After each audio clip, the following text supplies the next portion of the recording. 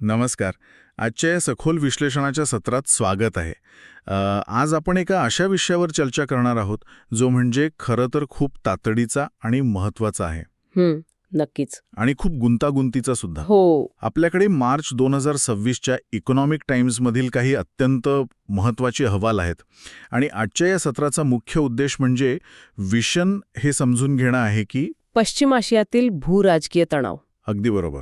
त्या तणावामुळे भारताच्या अर्थव्यवस्थेवर आणि देशांतर्गत बाजारावर नेमके किती गंभीर परिणाम होत आहेत हे आपल्याला आज उलगडून पाहायचं आहे. हो. आणि एक आर्थिक विश्लेषक म्हणून मी सांगेन की आकडेवारी खूप काही सांगून जाते. हजारो किलोमीटर दूर सुरू असलेल्या या संघर्षाचे पडसाद आपल्या इथल्या शेअर बाजारात कसे उमटत आहेत हे पाहणं खरंच आश्चर्यकारक आहे. म्हणजे एका व्यापार विश्लेषकाच्या दृष्टिकोनातून जेव्हा मी या आकडेवारी बघत होतो तेव्हा मला प्रकर्षाने जाणवलं की जागतिक व्यापाराचे धागेदोरे एकमेकांमध्ये किती घट्ट गुंफलेले आहेत. बरोबर. हा केवळ दोन देशांमधला राजकीय तणाव राहिलेला नाहीये, ही संपूर्ण जागतिक पुरवठा साखळीची एक मोठी परीक्षा आहे असं मला वाटतं. नक्कीच. तर चर्चेची सुरुवात आपण गल्फ कोऑपरेशन काउन्सिल म्हणजेच GCC पासून करूया, कारण जागतिक व्यापाराच्या नकाशावर हा भाग खूप कळीचा आहे. हो. आणि भारताच्या दृष्टिकोनातून तर तो सर्वात मोठा व्यापार भागीदार आहे. अगदी. म्हणजे आकडेवारीच बोलायची झाली तर भारताच्या एकूण जागतिक व्यापारापैकी तब्बल 15.42% वाटा या एकाच क्षेत्राचा आहे. म्हणजे सुमारे 178 अब्ज डॉलर्स. बरोबर. 178 अब्ज डॉलर्स.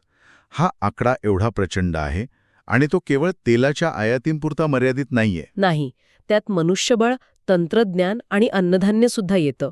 आणि म्हणूनच जेव्हा तिथे अस्थिरतेचे वारे वाहू लागतात तेव्हा त्याचे थेट धक्के भारतीय व्यापार क्षेत्राला बसतात. हो. म्हणजे अनेक कंपन्यांची पुरवठा साखळी रातोरात विस्कळीत होते आणि जे आधी ठरलेले करार असतात ते पूर्ण करणं जिकरीचं होऊन बसतं. याच करारांच्या मुद्द्यावर मला एक गोष्ट सांगावीशी वाटते. आपण कोविडच्या काळात फोर्स मेजॉर या कलमाचा वारंवार उल्लेख ऐकला होता, आठवतोय? हो. सक्तीची किंवा अनपेक्षित परिस्थिती. अगदी तेच. आता अगदी तीच परिस्थिती पश्चिम आशियातील तणावामुळे निर्माण झालीय. पुरवठा साखळी विस्कळीत झाल्यामुळे अनेक भारतीय निर्यातदार आणि कंपन्यांना पुन्हा एकदा याच कलमाचा आधार घ्यावा लागतोय. म्हणजे ठरलेल्या वेळेत माल पोचवणं आता त्यांच्या हातात राहिलेलं नाहीये. बरोबर. त्यामुळे कायदेशीर कारवाईपासून बचाव करण्यासाठी जुन्या करारांची पुनर्रचना करण्यासाठी त्यांची धडपड सुरू आहे. हा कंपन्यांच्या अस्तित्वाचा आणि त्यांच्या खेळत्या भांडवलाचा म्हणजेच वर्किंग कॅपिटलचा प्रश्न आहे. आता या करारांच्या आणि मोठ्या कंपन्यांच्या अडचणींचा थेट संबंध आपल्या दैनंदिन जीवनाशी कसा येतो याचं एक अतिशय रोचक उदाहरण अहवालात दिलंय. बासमती तांदळाचं उदाहरण ना? हो. म्हणजे आपण विचारही करू शकत नाही की तिथे चाललेल्या तणावाचा थेट परिणाम आपल्या ताटातील बासमती तांदळावर होईल. खरं तर भारताकडून निर्यात होणाऱ्या एकूण बासमती तांदळापैकी सुमारे 75% निर्यात ही एकट्या मध्य पूर्वेकडे होते. 75%? बापरे. हो. सौदी अरेबिया, इराण, इराक इथे भारतीय बासमतीला प्रचंड मागणी असते. पण आता तांबड्या समुद्रातील म्हणजेच रेड सी मधल्या तणावामुळे जहाजांची वाहतूक पूर्णपणे विस्कळीत झालीय. म्हणजे जहाजांना आता तो नेहमीचा मार्ग सोडून आफ्रिकेच्या केप ऑफ गुड होपला वळसा घालून जावं लागते. आणि यामुळे प्रवासाचा वेळ तर वाढलाच आहे, पण त्याहून मोठी समस्या म्हणजे लॉजिस्टिक्स आणि विम्याचा वाढलेला अवाढव्य खर्च. मरीन इन्शुरन्सचे हफ्ते वाढले असतील. गगनाला भिडलेत. फ्रेट चार्जेस दुप्पट तिप्पट झालेत. परिणामी अनेक निर्यातदारांनी आपलं मार्जिन वाचवण्यासाठी माल पाठवणं तात्पुरतं थांबवलंय किंवा खूप कमी केलंय आणि त्यामुळे जो लाखो टन बासमती परदेशात जायला हवा होता तो आता इथेच गोदामांमध्ये पडून आहे. अगदी बरोबर. आणि अर्थशास्त्राचा साधा नियम आहे, आवक वाढली आणि मागणी तीच राहिली की दर पडतात. देशांतर्गत बासमतीचे दर 5 ते 6% घसरले आहेत. हे खूपच भयंकर आहे. आंतरराष्ट्रीय स्तरावरचा तणाव आपल्याकडच्या कृषी बाजारातील किमती कशा ठरवतो याचं हे जिवंत उदाहरण आहे. नक्कीच. कृषी आणि व्यापारावरून आता आपण अर्थव्यवस्थेच्या दुसऱ्या एका महत्त्वाच्या स्तंभाकडे वळूया, जडोजड आणि शेअर बाजार. तिथेही मोठी पडझड पाहायला मिळते आपल्याला. हो, कारण इकॉनॉमिक टाइम्सच्या ताज्या आकडेवारीनुसार BSE कॅपिटल गुड्स इंडेक्समध्ये सलग 3 सत्रांत 4% घसरण झाली आहे. आणि ही घसरण सामान्य बाजारातील चढ उतार मानली जाऊ शकत नाही. हा इंडेक्स देशातील पायाभूत सुविधांचा आरसा असतो. या घसरणीमागे प्रामुख्याने L&T आणि KEC इंटरनॅशनल यांसारख्या कंपन्यांमधली विक्री कारणीभूत आहे. L&Tचा जागतिक पसारा तर अफाट आहे. आव्हानानुसार त्यांच्या एकूण ऑर्डर बुकपैकी तब्बल 31% हिस्सा हा फक्त मध्य पूर्वेतील आहे. 31%. म्हणजे रकमेत सांगायचं तर सुमारे 1.4 लाख कोटी रुपये. बापरे, 1.4 लाख कोटी. हो, सौदी अरेबिया, कतार इथे त्यांचे अनेक भव्य प्रकल्प सुरू आहेत. आणि दुसरीकडे KEC इंटरनॅशनलचाही जवळपास 10% व्यवसाय त्याच भागावर अवलंबून आहे. आता तिथे संघर्ष सुरू असल्यानं या प्रकल्पांचं काय होणार हा मोठा प्रश्न आहे. यातून निर्माण होणारा सर्वात मोठा धोका म्हणजे प्रकल्पांना होणारा विलंब. तिथे सुरू असलेल्या प्रकल्पांचं काम संथ गतीने होतंय किंवा सुरक्षेच्या कारणास्तव पूर्णपणे थांबवावं लागलंय.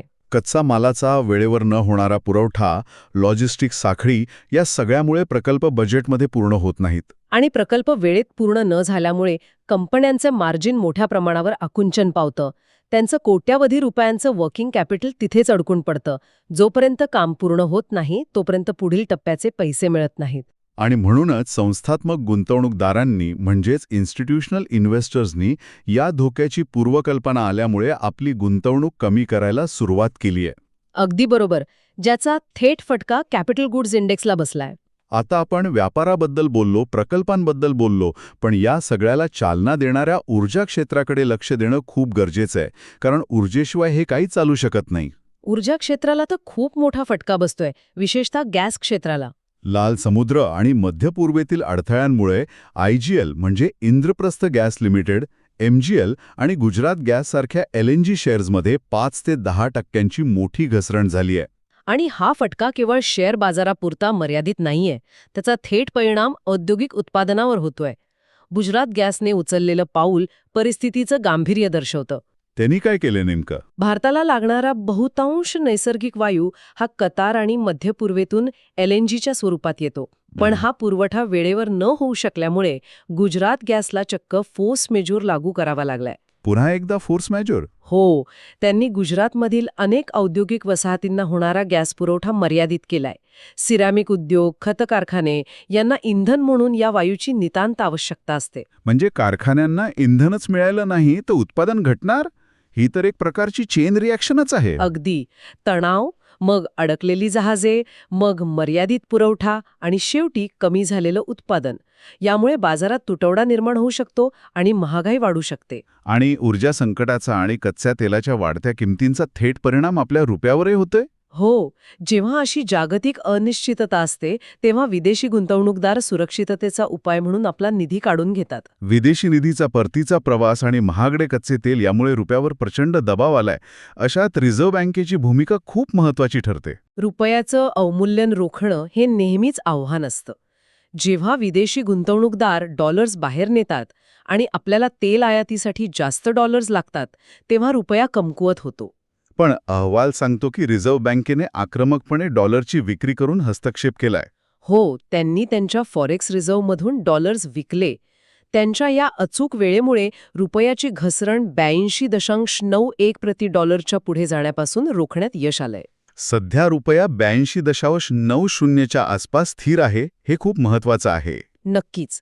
जर रुपया आणखी घसरला असता तर आयात होणाऱ्या वस्तू अधिक महाग झाल्या असत्या, ज्यामुळे देशांतर्गत महागाईचा म्हणजेच इम्पोर्टेड इन्फ्लेशनचा मोठा भडका उडाला असता. आता या जड उद्योग आणि ऊर्जा क्षेत्रावरून आपण पूर्णपणे वेगळ्या क्षेत्राकडे वळूया. मीडिया आणि मनोरंजन क्षेत्र. हां, मीडिया अँड एंटरटेनमेंट. वरवर पाहता याचा आणि भूराजकीय तणावाचा संबंध वाटत नाही. पण सध्या भारतात स्मार्टफोन आणि स्वस्त इंटरनेटमुळे या क्षेत्राचा एक मेगा बूम पाहायला मिळतोय. कोट्यावधी नवीन युजर्स दररोज जोडले जात आहेत. हो, पण हे चित्र आशादायक दिसत असलं तरी इकॉनॉमिक टाइम्सचा अहवाल एका स्लो मोशन ट्रेंडकडे लक्ष वेधतोय. अमेरिकन आणि जागतिक मनोरंजन कंपन्या भारतात गुंतवणूक करताना सावधगिरी बाळगत आहेत. हा विरोधाभास अतिशय रंजक आहे. या स्लो मोशन ट्रेंडची 3 मोठी उदाहरणे आहेत अहवालात. पहिलं म्हणजे डिझनी आणि रिलायन्सचं $8.5 अब्ज विलिनीकरण. एवढा मोठा करार, पण डिस्नीने आपली भागीदारी केवळ 37% ठेवली आहे. बरोबर, बहुतांश नियंत्रण रिलायन्सकडे दिलंय. दुसरं उदाहरण पॅरामाउंटचं.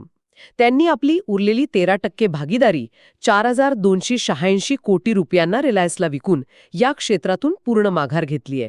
आणि तिसरं उदाहरण वॉर्नर ब्रॉस डिस्कव्हरीचं, ज्यांनी अतिशय सावध पावलं टाकत केवळ $11 कोटी मर्यादित करार प्रस्तावित केलाय.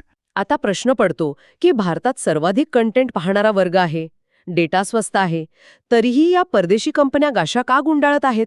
यामागे व्यावसायिक दृष्टिकोन काय असू शकतो? यामागे अतिशय कठोर असं आर्थिक गणित आहे.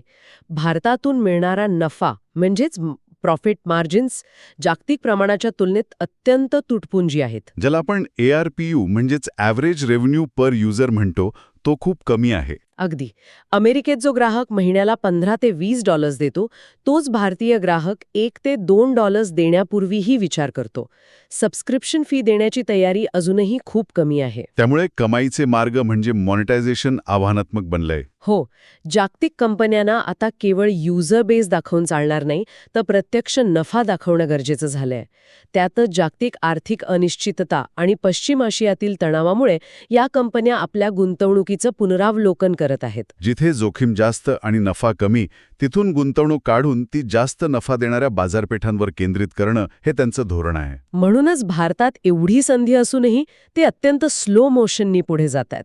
आजच्या या सखोल चर्चेतून एक गोष्ट स्पष्ट होते की आपण एका अशा जागतिक अर्थव्यवस्थेचा भाग आहोत जिथे कोणतीही घटना एकाकी नसते. बरोबर. सौदी अरेबियातील प्रकल्पांना मिळणारा विलंब असो किंवा L&T सारख्या कंपन्यांचं अडकलेलं भांडवल, किंवा मग तांबड्या समुद्रातील तणावामुळे गुजरातमधील कारखान्यांवर आलेली फोर्स मेजरची वेळ. एकीकडे बासमती तांदळाचे घसरलेले दर आपण पाहिले, तर दुसरीकडे परदेशी मनोरंजन कंपन्यांनी घेतलेली बचावात्मक भूमिकाही आपण समजून घेतली. जागतिक घडामोडींचा भारतीय बाजारावर आणि अर्थव्यवस्थेवर किती सखोल प्रभाव पडतो हे ह्यावरून सिद्ध होतं. हे सर्व समजून घेणं धोरणकर्ते, व्यावसायिक आणि आपल्या सर्वांसाठी आवश्यक आहे. जागतिक पुरवठा साखळीतील एक छोटासा अडथळाही देशाची गती कशी कमी करू शकतो हे आपण आज पाहिलं. याच दृष्टिकोनातून विचार करताना शेवटी एक अतिशय विचारप्रवर्तक मुद्दा समोर येतो. जर जागतिक पुरवठा साखळी एवढ्या सहजपणे विस्कळीत होत असेल, तर भविष्यात केवळ उत्पादनातच नव्हे तर ऊर्जा आणि तंत्रज्ञानात सुद्धा आत्मनिर्भरता गरजेची आहे. हो, आणि अगदी स्वतःची स्वतंत्र अशी मनोरंजन आणि डिजिटल परिसंस्था म्हणजेच इकोसिस्टीम निर्माण करण्यासाठी आत्मनिर्भरतेचा वेग आपल्याला कितीतरी पटीने वाढवावा लागेल का? हां, खरोखरच विचार करण्यासारखा प्रश्न आहे. या जागतिक अनिश्चिततेच्या पार्श्वभूमीवर भारताचा हा प्रवास कसा आकार घेतो हे पाहणं औत्सुक्याचं ठरणार आहे. या माहितीपूर्ण विश्लेषणात आज आपण इथेच थांबूया. जागतिक घडामोडी समजून घेण्यासाठी असेच जोडलेले रहा. धन्यवाद.